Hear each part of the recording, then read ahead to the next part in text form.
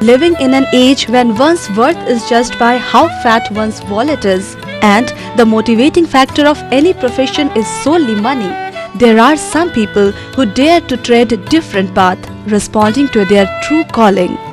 Meet John B. Lourdusamy, an assistant professor at the Humanities and Social Sciences Department of IIT Madras, who has decisively studied history and opted for an academic career to realize his dream.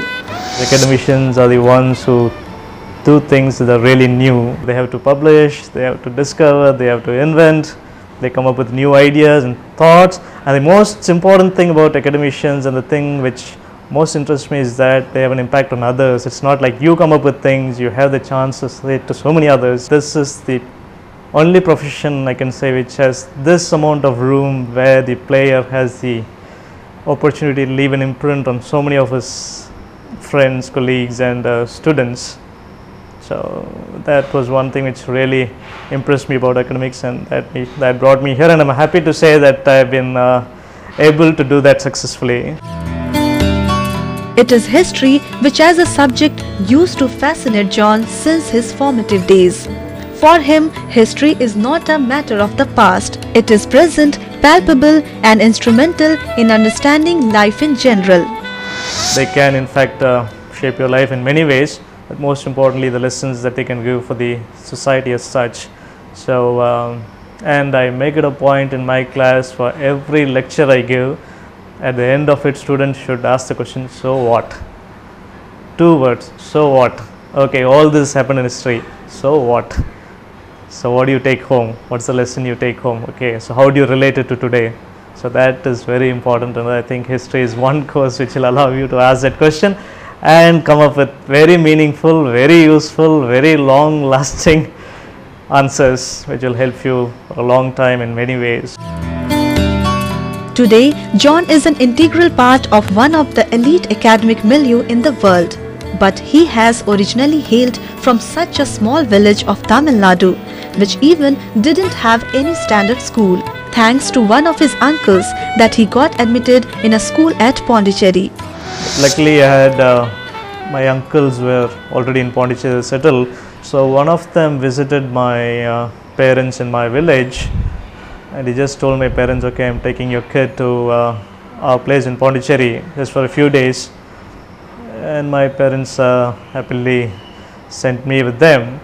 Then when I reached Pondicherry, my uncle took me straight to a school and put me in school, and then told my parents, okay fine, your son is admitted now in school and that's it, he will stay with us.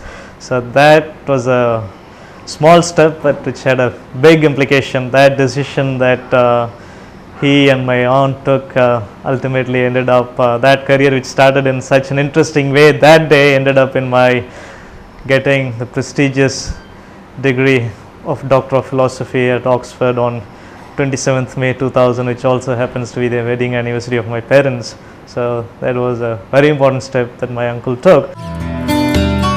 After the completion of his doctoral program, he joined IIT Madras as a faculty member. The experience here further enriched him both intellectually and as a human being. I'm very lucky to be a history person and working in an institute of technology, because here everything comes into play. So you are history, you have colleagues who are dealing with English, German, French, psychology, sociology, economics, and then you have students who are dealing with aerospace, naval architecture, metallurgy, physics, chemistry, electrical, computer science, and this is the ultimate university, though it's not a university in the traditional sense. But here you have different minds coming together, and I'm really happy to be in such a place.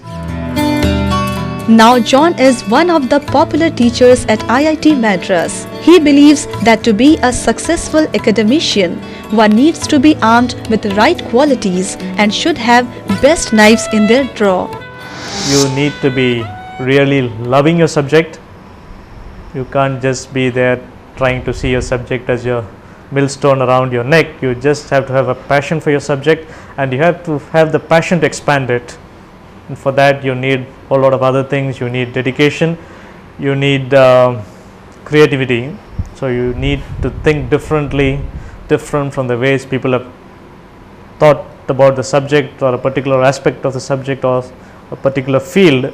So you need to have creativity to think differently, and that these three I think are the most important things.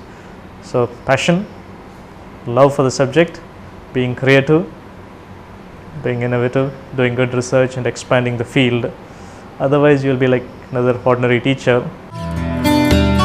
Contrary to the popular notion, John believes that the study of history as a discipline spawns a string of new job opportunities where growth is both broad-based and upwardly mobile. The most well-known job opening for academicians, especially in the field of history, is teaching. But it's not just that alone. There are many other posts. In fact, you can be a research officer in many bodies like Indian Council for Historical Research, Indian Council for Social Science Research, and you can be in many cultural bodies like Indian Council for Cultural Relations. You can have a position in international bodies like UNESCO, UNICEF. There's so many number of ways you can be part of a policy making body which can have a lot of impact on the country. To pursue his research program at Oxford University, John was successful at securing Felix Scholarship. For the viewers of Yuva Bharat, here is his exclusive take on available scholarships for studying abroad. In fact, to go to the UK, quite a few scholarships like the Rhodes Scholarships, INLAC Scholarship, the Felix Scholarship, the Cambridge Nehru Scholarships. So the best way to start is go to the British Council Division. It's a library run by the British High Commission or the Deputy High Commissions. So you go to the British Council Library, consult the educational officer there, because there will be new scholarships added that particular year, and what I said is just a selective list. Most of these scholarships are decided based on a personal interview. Of course, they consider a whole lot of other things which go with your application, like your statement of purpose, the reference letters written by your referees, but the final test is the interview, where they check you for your overall performance, how you are as a person. Especially they look for your leadership qualities and how you may matter to your country. So what benefit is there by giving you such a huge scholarship? So how is it going to benefit others? Without any doubt, John is a successful academician today, but his true success lies in the way he has realized his dream. Here are some websites you can visit for scholarships for studying abroad.